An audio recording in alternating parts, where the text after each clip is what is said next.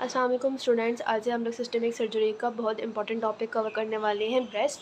सबसे पहले तो इसकी कुछ एनाटमी देख लेते हैं। आप लोगों ने फर्स्ट या सेकंड में भी देखी होगी, लेकिन थोड़ा सा रिवीजन कर लेते हैं हम लोग इसकी। अगर हम लोग ब्रेस्ट के एनाटमिक एक्सटेंशन की बात करें तो हमारे पास वर्टिकली एक ब्रेस्ट जो है ना from 6 to second rib to 6 rib तक एक्सटेंड कर रही होती है वर्टिकली। और अगर लेटरली बात करें तो लेटरल बॉर्डर ऑफ स्टर्नम से लेकर एंटीरियर एक्सिलरी लाइन तक एक्सटेंड कर रही होती है। लेकिन अगर हम लोग सर्जिकल एक्सटेंशन की बात करें, सर्जिकल एक्सटेंशन हम लोग कब बात करते हैं, जब हम लोग को एक ब्रेस्ट रिमूव करनी हो तो कितना होल ब्रेस्ट का पार्ट रिमूव करना हो, तो उसके एनाटमी के हिसाब से हम लोग उसको कैसे कहेंगे कि इसकी एक्सटेंशन क्या है। बेसिकली इसमें क्या होता है, वर्टिकली ये क्लेविकल बोन से लेकर अप टू 7th और 8th रिब तक एक्सटेंड करते हैं जब हमें ब्रेस्ट रिमूव करना हो।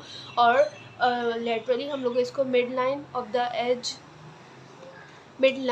The edge of latissimus dorsi muscle posteriorly देख रहे होते हैं जब हमें रिमूव करना होता है ब्रेस्ट को। ठीक है, मेनली आपने ये याद रखना है, एनाटॉमिकल एक्सटेंशन सेकंड रिब से लेकर 6 रिब तक और lateral border of the sternum to anterior axillary line तक एक्सटेंड कर रही होती है। ठीक है, अगर इसको हम लोग इसके कुछ एनाटॉमिकल पार्ट्स की बात करें तो लॉब्यूल जो है ना एक बेसिक स्ट्रक्चरल यूनिट है हमारे पास मेमरी ग्लैंड का। बेसिकली इसमें क्या होता है कि जब वुमेन यंग होती है ना तो उसके बहुत न्यूमरस अमाउंट में, बहुत ज़्यादा कम अमाउंट में लॉब्यूल्स होते हैं, लेकिन जैसे जैसे एज बढ़ती जाती है तो उसके लॉब्यूल्स भी उस हिसाब से प्यूबर्टी पे अचीव होते रहते हैं। लेट सपोज 10 to 100 लॉब्यूल्स जो है ना है वो 10 to 100 लॉब्यूल्स जो है ना वो हमारे पास लॉबिया डक्ट्यूल्स के ज़रिए हमारे पास जाते हैं लेक्टिफेरस डक्ट्स में।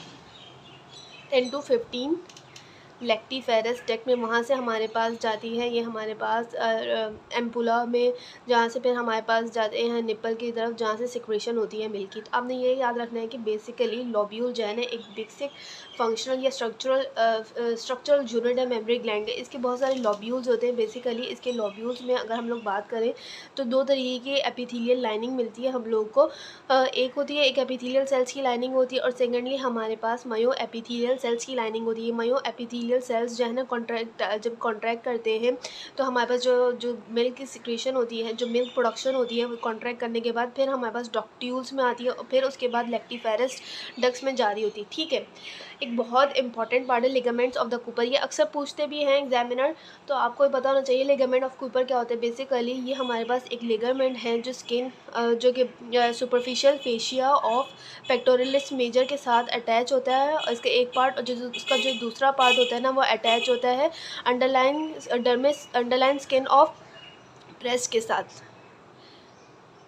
ठीक है, बेसिकली इसका क्या काम है, अगर इसका एक लिगामेंट का एक पार्ट यहाँ पे अटैच और एक ब्रेस्ट का स्किन का अटैच है, इसका काम है कि बेसिकली मेंटेन ब्रेस्ट की शेप को मेंटेन करना, maintenance of shape of breast.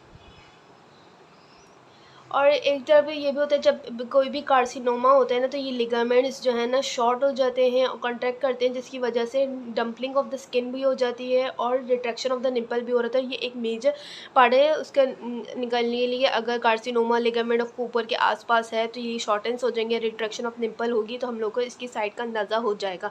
तो आपने ये याद रखना है कि कौन सा लिगामेंट होता है, इंपॉर्टेंट लिगामेंट ऑफ कूपर। ठीक है, उसके अलावा हमारे पास एक पार्ट होता है एरोला जो कि निपल के अराउंड होता है। इसमें हमारे पास बेसिकली इन्वॉलंटरी मसल्स होते हैं इसके अंदर और बहुत सारे स्पेशियस ग्लैंड्स होते हैं और म्यूकस ग्लैंड्स, स्वेट ग्लैंड्स होते हैं जो कि हमारे पास जो कि ड्यूरिंग द प्रेगनेंसी बड़े हो जाते हैं और लुब्रिकेट करते हैं निप्पल को ड्यूरिंग लैक्टेशन।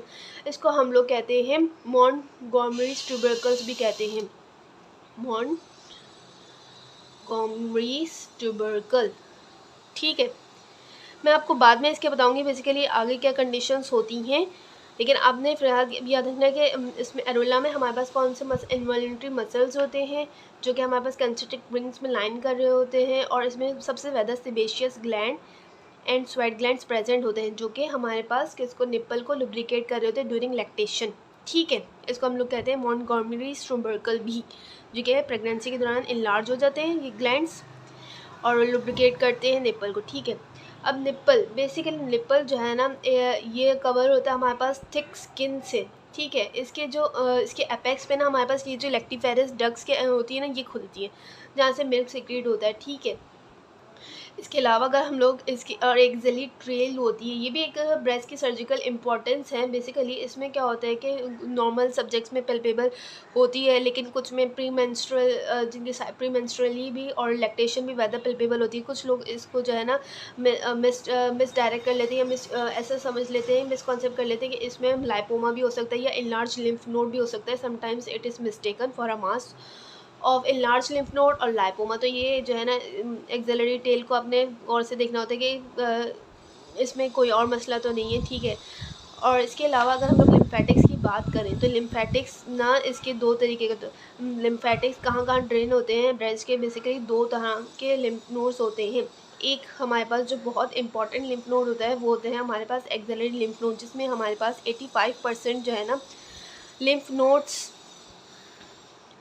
ड्रेन होते हैं, एक्सिलरी लिम्फ नोड्स। और जो बाकी होते हैं ना इसके, वो सीक्रेट होते हैं इंटरनल मेमोरी लिम्फ नोड्स।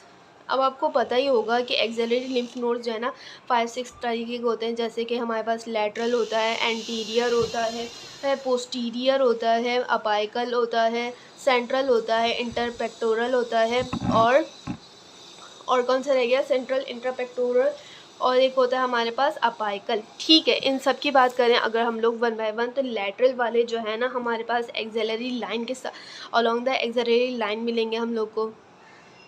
और जो एंटीरियर वाले ना हमारे पास लेटरल थोरेसिक वेसल्स के साथ मिलेंगे। और जो पोस्टीरियर वाले ना वो सब कैप्सुलर वेसल्स के साथ मिलेंगे। और जो सेंट्रल वाले ना वो सेंटर ऑफ द एक्जिला में ही मिलेंगे, embedded in the fat tissue, जो एक्जिला में फैट होता है, ठीक है। और जो इंटरपेक्टोरल है ना, ये इंटरपेक्टोरल लिम्फ नोड्स बेसिकली ये पेक्टोरलिस मेजर और माइनर के बीच में मिलेंगे, ठीक है। और जो अपाइकल है ना वो हमारे पास